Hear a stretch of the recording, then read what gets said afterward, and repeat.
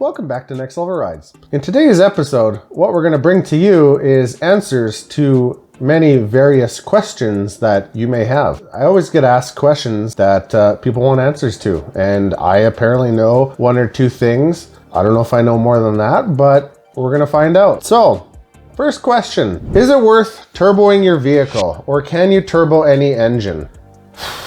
Well, the quick answer is yes. You can turbo any vehicle. I would say any vehicle only because I've seen anything from lawnmowers to ATVs, quads to cars and various trucks, SUVs, minivans, everything can be turboed, theoretically.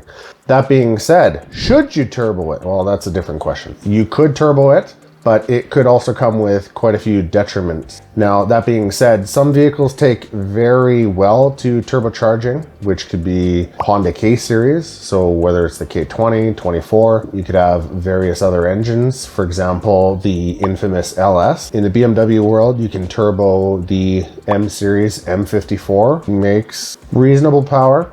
N52 engine, something newer with Vanos or Valvetronic.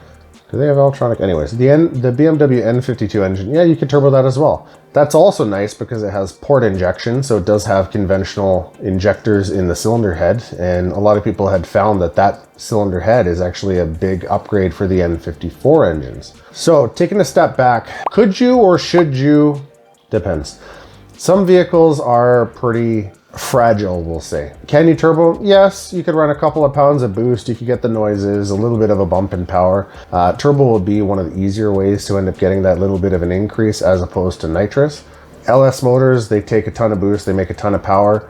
For example, I'm looking to turbo my CRV. Now, the CRV being the B20, mine's a low compression version, so the B20B, I think compression is 8.6 or 8.8 or something. Can you turbo it? Yes. Will I turbo it? Also yes, but it does have its limitations. The cylinder walls are quite thin and the ring gap is too tight.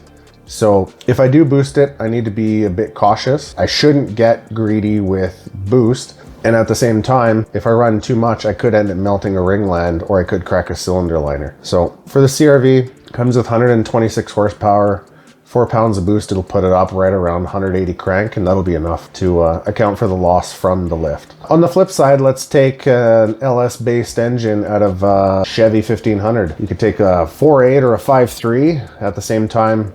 Are they meant to be boosted? Probably not, but realistically, if you do valve springs and if you were to change the intake manifold, they make good power. They go anywhere from 350 horsepower to 6, 7. Some blocks, I think LQ4 or whatever the 6 liter is with the cathedral ports, 800 wheel. Like, they make good power. At the same time, it's going to put a lot of strain on your engine. So you have to kind of realize you're going to be rolling the dice to an extent. But again, it all comes down to, could you or should you? You can.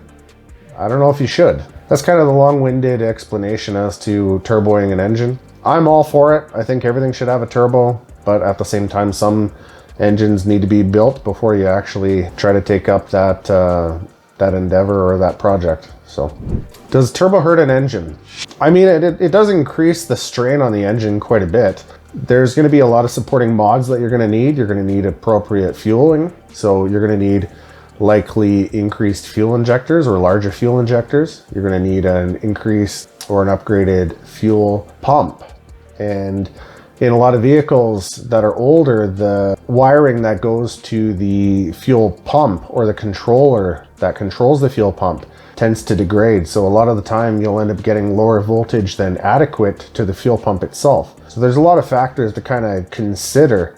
If you were to do it properly, get it tuned properly, have supporting mods, a proper intercooler system, proper fueling, proper wiring to the fuel pump, it'll be reliable. But at the end of the day, if we're going for a yes or no answer, yes, it's going to be more strain on your engine. And yes, there is a severe increase in risk. Cylinder pressure goes through the roof. Strain on the rods and the low bottom end goes through the roof. You could very well bend a rod if the torque comes in a little bit too quick mid-range, or you could just scatter a rod on my old E90. So a lot of factors. Yes, increases wear. Yes, increases risk. but it also increases fun. So everyone likes the turbo noises. They always like to hear the blow-off valve or the wastegate kind of flutter a bit. So it's kind of worth it. How much does it cost to turbocharge your vehicle? That's a pretty loaded question. It's hard to say. It depends on the engine, depends on the vehicle, depends on your goals, depends on quite a few factors. 2 examples. How much does it cost to turbocharge an LS? Well, typically you could use the factory manifolds. You flip them, you can weld them, weld adapters and run a turbo off the front of it, run an intercooler, and typically a bunch of OEM parts will allow you to be able to build a turbocharged vehicle for very cheap. Other vehicles, say a BMW, you could get cheap eBay parts, but at the same time, I personally would shy away from running an eBay type manifold, whether it's stainless, typically stainless manifolds. The cast ones seem to be pretty good. A lot of the issues I've had is where you've needed to plane the flange to avoid any leaks, but they work pretty good. Another example would be my CRV. I'd be doing it on a modest budget, and I wasn't in a rush for it. So I was able to accumulate certain parts for an inexpensive cost or a low cost to where I would have 90% of what I needed for next to nothing. I think intercooler I got from the junkyard for $20 off an Audi 9000 turbo of some sort, and it had the 2.5-inch inlet and outlet that I needed with air intake temp sensor on the actual cooler itself. So for me, I'm going to be doing a top mount setup with a small, either a Nissan M24 turbo off a GTR or a smaller T3 turbo I got off of a Volvo something diesel. So it kind of goes to show you that you can get all these parts from certain places, whether it's a junkyard or used, and it comes at a low cost. Into my whole setup, I think the most expensive part, because the first revision will be, I think it's maybe going to cost me $300. And that's with all the fittings and everything. And of course, labor's free. And then the second revision, when I go to actually increase the boost just a little bit more, I'll be tuning it on a Honda S300, which on its own is about $500. So you're looking at $300, $400 for all the turbo stuff, and then $500 for the computer itself. And I would say tuning another $400 or $500. So just over $1,000. The first revision is going to be on the stock fuel system, stock injectors, stock fuel pump. And typically a lot of vehicles come factory running a little bit rich on the top end. So with the B20 and a lot of older mid-90s Civics in particular, they run into the sometime low to mid-12 AFR up top end, sometimes into the 11s, it really depends. But typically for 4 pounds of boost, it would be relatively safe. You can bump the timing on the alternator back 2 degrees, and I'm just gonna send it essentially.